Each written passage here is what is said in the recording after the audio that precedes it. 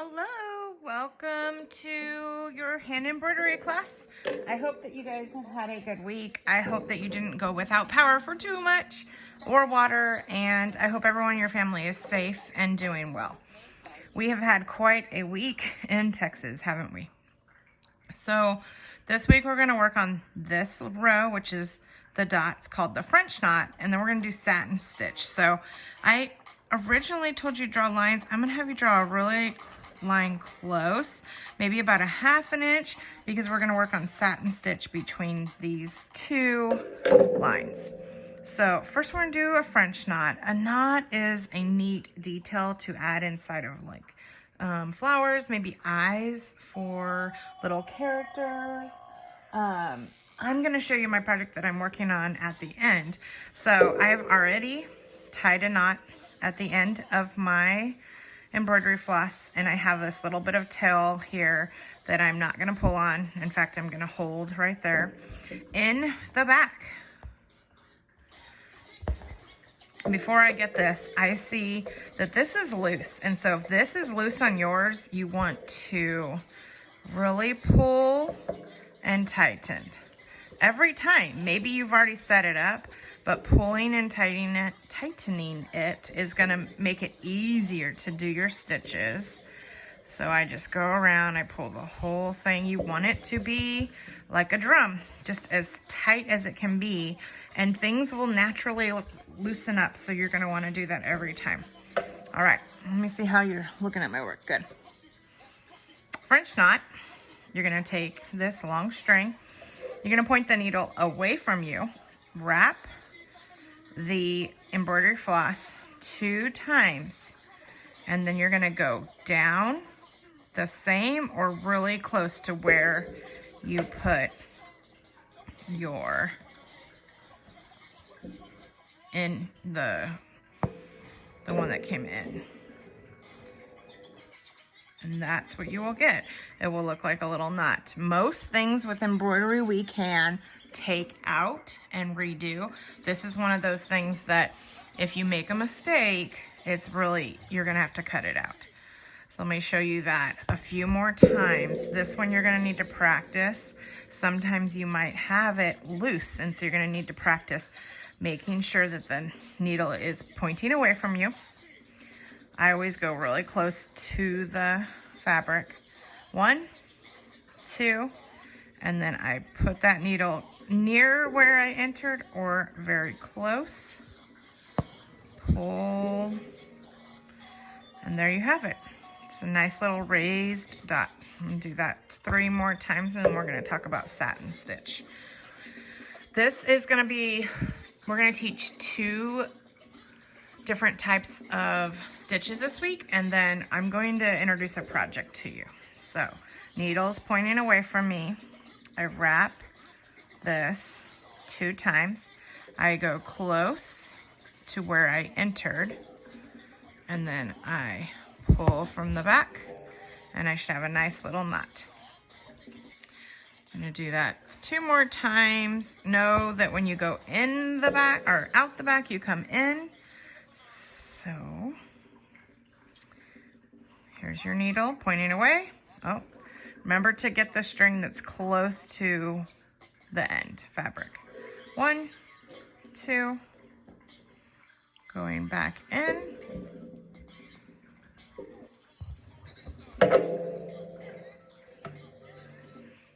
me see. Good. 1 more time.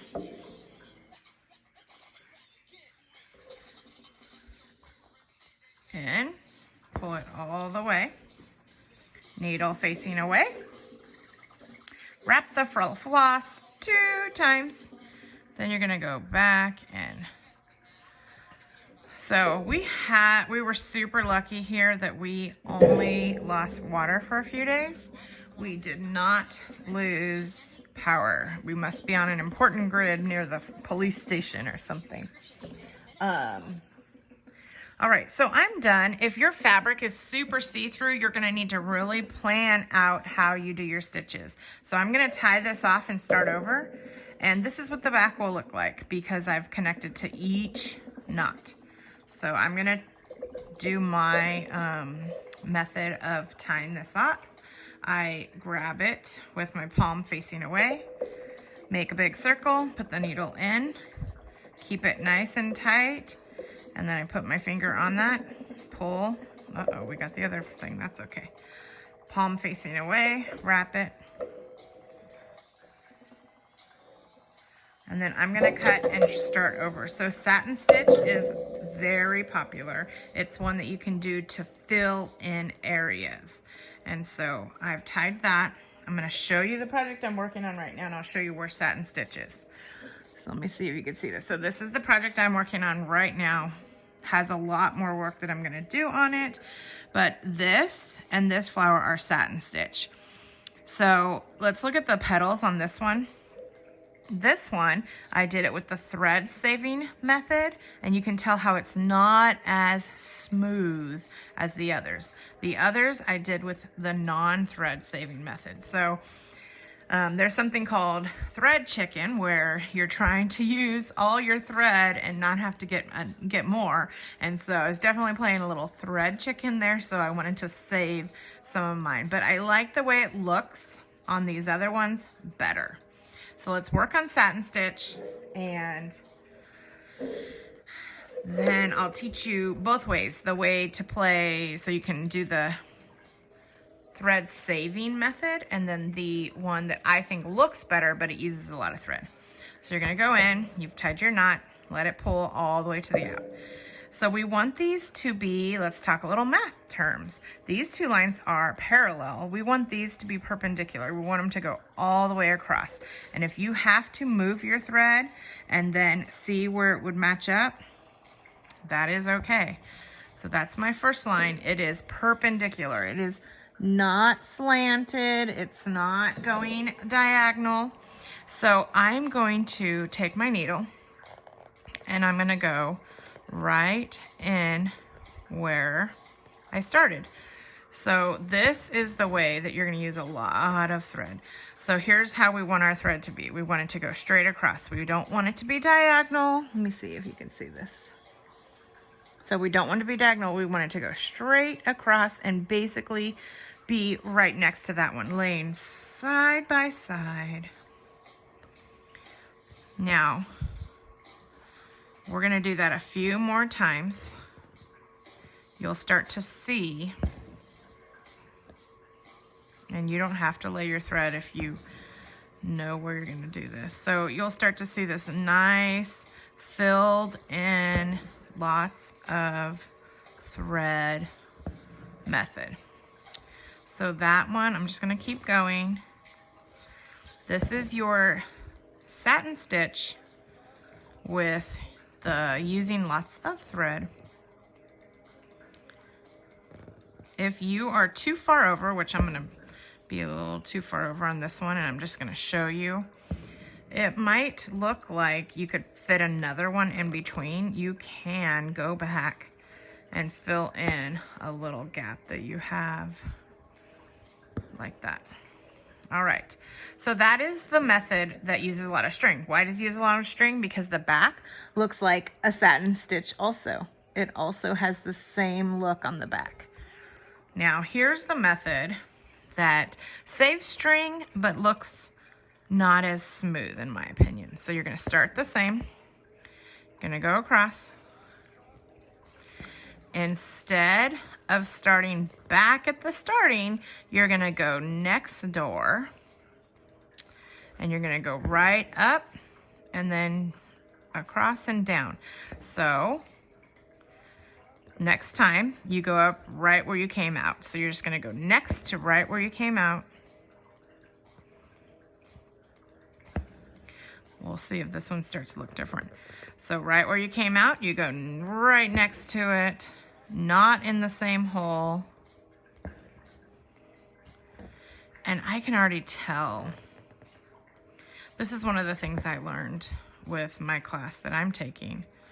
I can already tell the difference. I think I used to always do the thread saving method. Now, why is it thread saving? Because on the back, you're just gonna see little dots on either side. So there's no satin stitch on the back. It's gonna be very open. It doesn't use as much thread at all. I forgot where I came out. Pull it a little, I'm at the top. So you're gonna practice this all the way down.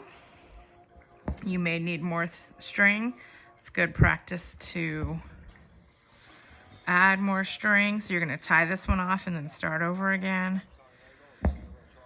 And I want you to do the thread saving and the non-thread saving just to see which one you like better. I just love this one, how it's really smooth. I think this one looks a lot more choppy.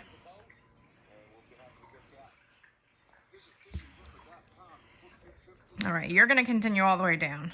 I am going to stop, and maybe in the comments tell me what kind of project you're thinking about. Uh-oh. All right, and then you're gonna just tie it off. Make sure that your fabric is tight on there.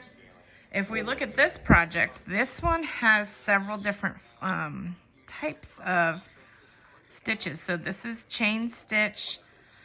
This is the satin stitch. This is something called a wheel, and it's like weaving. That would be a really neat one to teach y'all. It's very easy to mess up. Like I already have a little snag there. This one is your running stitch with no gaps. Let me see. It looks like this one.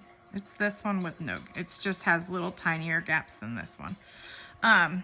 So I'll keep working on this and show you my progress.